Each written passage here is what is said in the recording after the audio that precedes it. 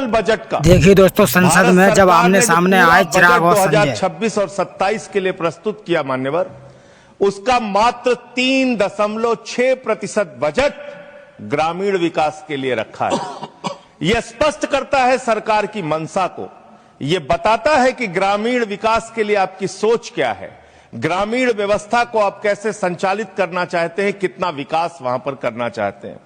मान्यवर, बहुत सारी योजनाएं गांव के विकास के लिए चलाने का दावा सरकार की ओर से किया जाता है। उसमें से एक प्रमुख योजना है जिसका ढिंढोरा भारत की सरकार बार बार पीटती है, जल जीवन मिशन, जल जीवन मिशन, हर घर जल की योजना, हर घर जल की योजना। वो जल जीवन मिशन क्या है मान्यवर, जिसके ऊपर आप लाखों करोड़ रुपए अब तक खर्च कर चुके हैं। गांव गांव में पाइप से पानी पहुंचाने के नाम पे लोगों से आप पैसा लेंगे, वहां की जनता को मीटर लगा के पैसे की वसूली करेंगे, जो व्यवस्था पहले नहीं थी। उसके बाद आपने गांव गांव में सड़कों की खुदाई कर दी। जो ग्रामीण व्यवस्था के अंदर जिला पंचायत से सड़क बनी थी, ग्राम सभा से सड़क बनी थी, जो गांव के विकास के लिए पैसा लगा था, उसको जल जीवन मिशन के तहत सड़कें खोद के, गांव के रास्ते खोद के उसको बर्बाद करने का काम किया गया।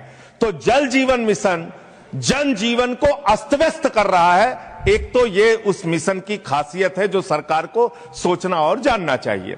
दूसरी बात मान्यवर, मेरा तो कहना छोड़ दीजिए, भारतीय जनता पार्टी के एक विधायक है ब्रजेश राजपूत जी, उन्होंने उत्तर प्रदेश के सरकार के मंत्री का घेराव किया।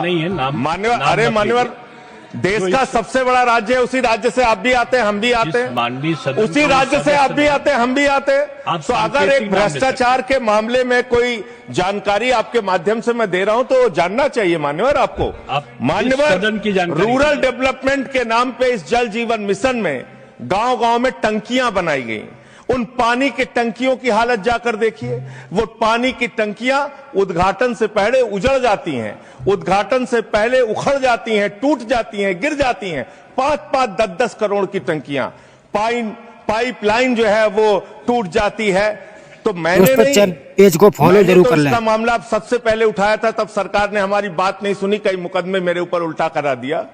लेकिन इनके एक विधायक ने मान्यवर अपने ही मंत्री का घेराव कर लिया ब्रजेश राजपूत जी ने, और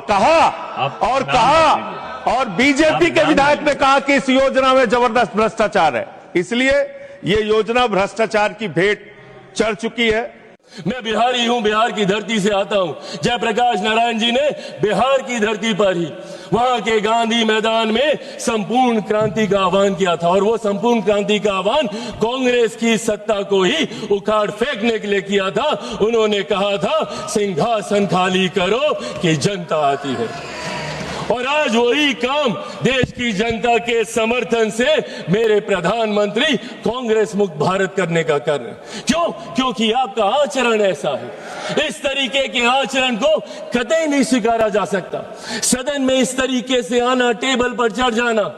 मैं खुद सनातनी हूं, मैं मानता हूं अगर ये लोकतंत्र का मंदिर है तो यहाँ पे रखे कागज, टेबल, कुर्सी मां सरस्वती का रूप है। किस तरीके से आप कागज फाड़ते हैं, एसडी साहब के टेबल पे आप खड़े हो जाते हैं, चेयर तक आप जाने का काम करते हैं।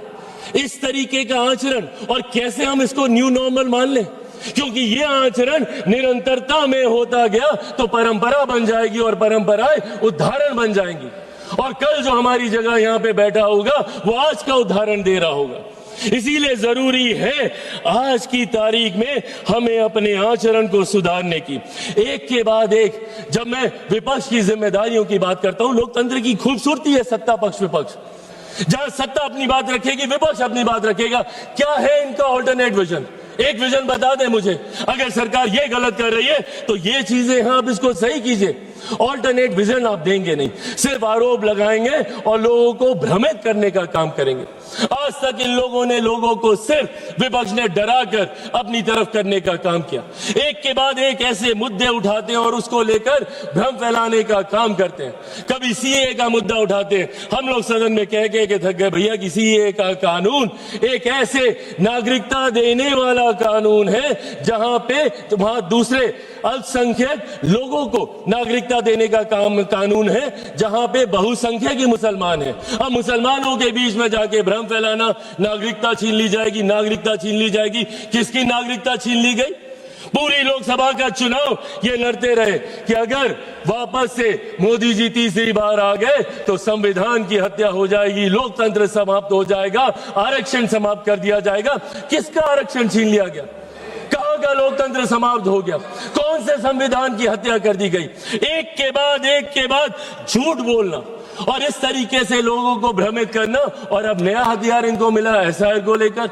एसआईआर को लेकर सदन नहीं चलने देंगे, उसको लेकर हंगामा करेंगे। अरे प्रभु, एसआईआर पहली बार थोड़ी हुआ, आपके समय पे भी हुआ था। उस वक्त क्या हो गया एसआईआर को लेकर? और एसआईआर का जवाब तो बिहार की जनता ने दिया ना। एलओपी गए थे वहां पे 10-12 दिन वहां पे करके आए और ऐतिहासिक हार वहां पे दर्ज करा कर आए। अपने साथी दलों की भी ऐतिहासिक हार वहां पे दर्ज करा कर आए। हकीकत यह है कि एसआईआर नहीं, जो ये वोट चोरी बोलते हैं, वोट चोरी नहीं, इनका जनादेश चोरी होता जा रहा है। और इस बात का एहसास ही इनको नहीं हो रहा। क्योंकि ये अपनी अंतरात्मा में झांक के नहीं देखते। इनको आरोप लगाना है पर आत्ममंथन नहीं करना। इनको दूसरे से सवाल पूछने हैं बट खुद से कभी सवाल नहीं करने। और यही कारण है। और आज एक व्यक्ति का विरोध करते करते, मेरे प्रधानमंत्री का विरोध करते करते अब देश का विरोध करने लग गए। एआई समिट जहां पे अंतरराष्ट्रीय जगह से लोग आए हैं, इंटरनेशनल मीडिया वहां पे मौजूद है। और क्या कर रहे हैं आप? और एक ऐसा समिट जहां पे दूसरे देशों के राष्ट्रीय अध्यक्ष आकर हमारी प्रणाली की तारीफ कर रहे हैं, जिसका विरोध इन्होंने उस वक्त भी किया था।